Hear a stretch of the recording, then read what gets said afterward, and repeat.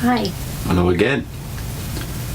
Over the previous 8 chapters of Daniel, we've detailed his public utterances and how he designates God in his public utterances.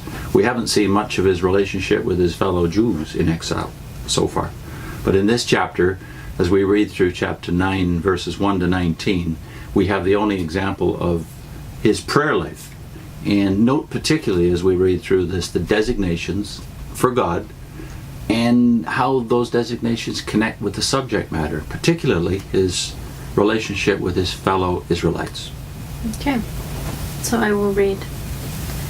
In the first year of Darius, the son of Ahasuerus, of the seed of the Medes, who had been made king over the kingdom of the Chaldeans, in the first year of his reigning, I myself, Daniel, discerned by the books the number of the years concerning which the word of Jehovah had occurred to Jeremiah the prophet, for fulfilling the devastations of Jerusalem, namely 70 years.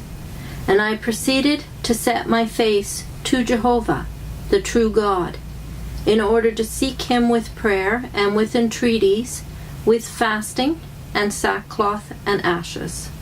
And I began to pray to Jehovah my God, and to make confession and to say, Ah, Jehovah, the true God, the great one, and the fear-inspiring one, keeping the covenant and the loving kindness to those loving him and to those keeping his commandments.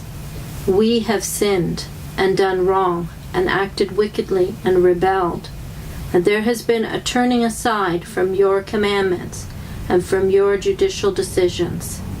And we have not listened to your servants, the prophets, who have spoken in your name to our kings, our princes, and our forefathers, to all the people of the land.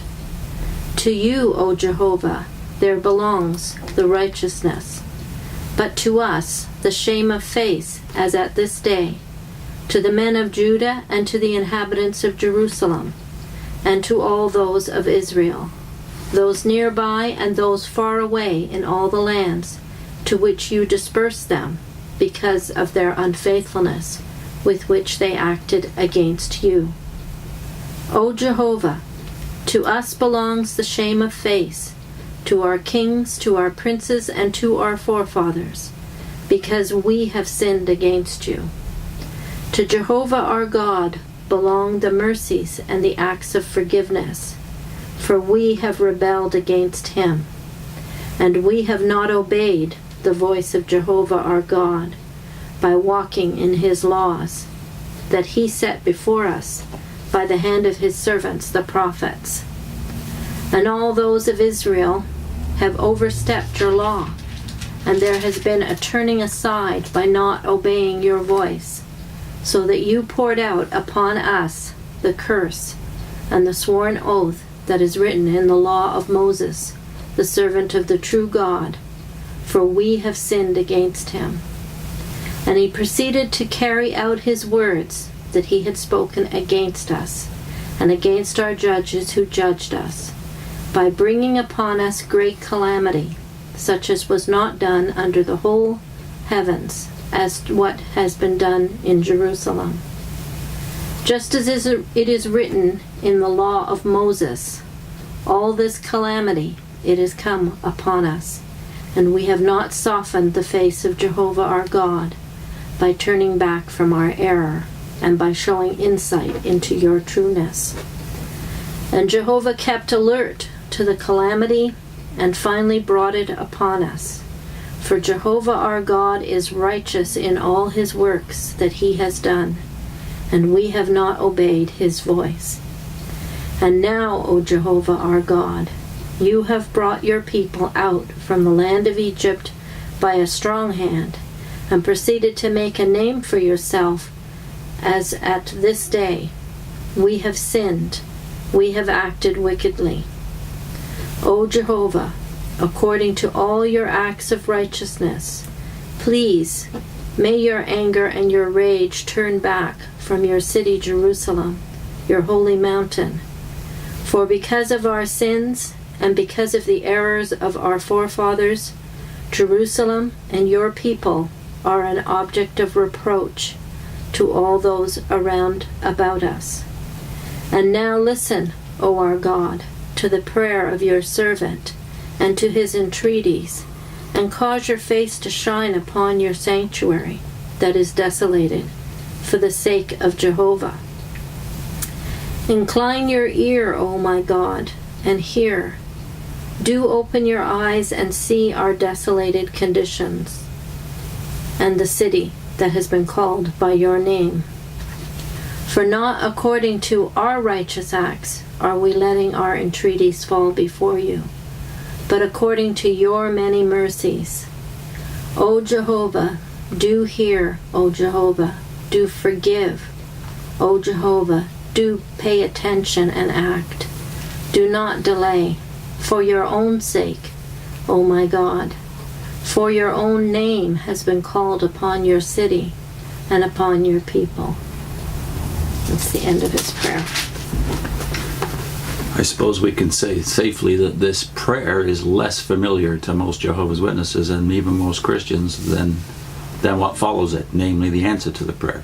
Gabriel coming with the message of the 70 weeks. But before we get into the issues we brought up in the intro, namely how God is designated in the prayer, and how that relates to the people of Israel as a whole, and how Daniel relates to the people of Israel, we should probably just note the historical transition here in chapter 9 verse 1.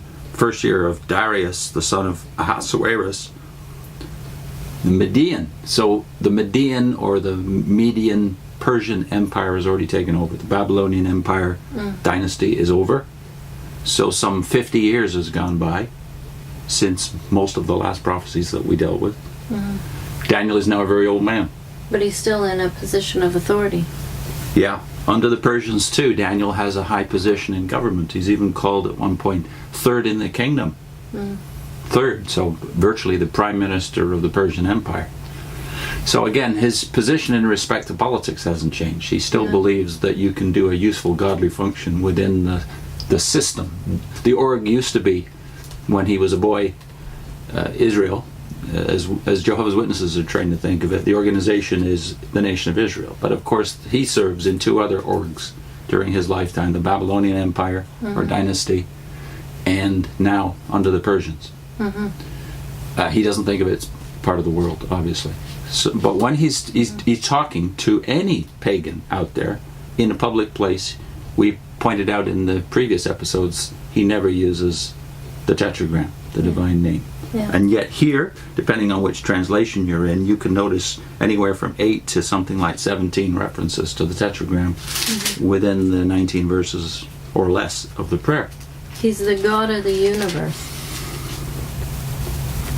So I guess we should try to put together why it is that the name Yahweh or Jehovah is appropriate here but not there. And I think that point is made very quickly in verse 4 when he says, "Alas, O Lord," in the New American Standard Version, "the great and awesome God who keeps his covenant and his loving kindness for those who love him and keep his commandments." Well, right away you see the connection between the divine name, the tetragram, and the covenant commitments to Israel. He is praying and making confession. It starts by saying that. I prayed to Jehovah, or in the New American Standard, the Lord in capital letters, my God, and confessed and said, "Alas, O Lord," this time Adonai in Hebrew, "the great and awesome God who keeps his covenant and loving kindness." But then in verse 5, "We have sinned." So the confession of Daniel before his God, the covenant God of Israel, is to a national debt that they owe to God. And I couldn't help but be struck as we worked our way through the reading how many times he refers collectively to the national sin and accountability. So if we were to compare that to the Watchtower, we've talked before about how the leadership doesn't take responsibility for when it makes a false prophecy. They turn it around and make it the fault of the people who are listening to them. So Daniel's spirit, though, is that I am part of my people. So whatever is bad about us is also bad. I have some responsibility with that because I'm part of these people. Now, in our culture, we're not trained to think this way. No. Not as Jehovah's Witnesses. If you're a Jehovah's Witness, you don't take responsibility for what, not only not what, let's say, Christendom does. You don't take responsibility for that. That's them. Yeah. And if you're in the organization, as an organization collectively, you don't take responsibility for what Jehovah's Witnesses have done before. Mm-hmm. You don't take responsibility for the false prophecies of the organization. And it's not unique to them. No. Christians are the same way. We don't like to look at, say, injustices in the world and take that as partly our responsibility. We like to blame it on somebody else, the government or the society in which these people live in, the people themselves. But we all carry responsibility for each other.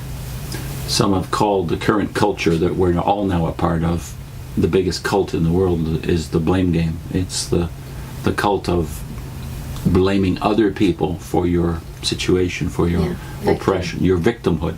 Yeah. So I think in the next segment we should talk more about the parallels to Daniel's attitude in other parts of the Old Testament. Okay. Because I don't want to come away from this thinking, well, Daniel is peculiar, because we are aware of no personal sin of Daniel. Yeah. And yet he takes responsibility. He even says in the New American Standard Version in verse 7, to us belongs open shame. Mm. So it was very obvious that Daniel and Ezekiel and all the other faithful prophets, Jeremiah would before them, all shared in the open shame of what had happened to Israel. Mm-hmm. But did they also share in the blame of what Israel had done? Yeah. Now, that sense of community responsibility is alien to our whole culture. And I would dare say that's part of the worldliness of the Watchtower. You're not trained to think in terms of community responsibility, even in this religion that thinks of itself as no part of the world. So in the next segment, we'll look at parallels to Daniel's attitude elsewhere in the Old Testament.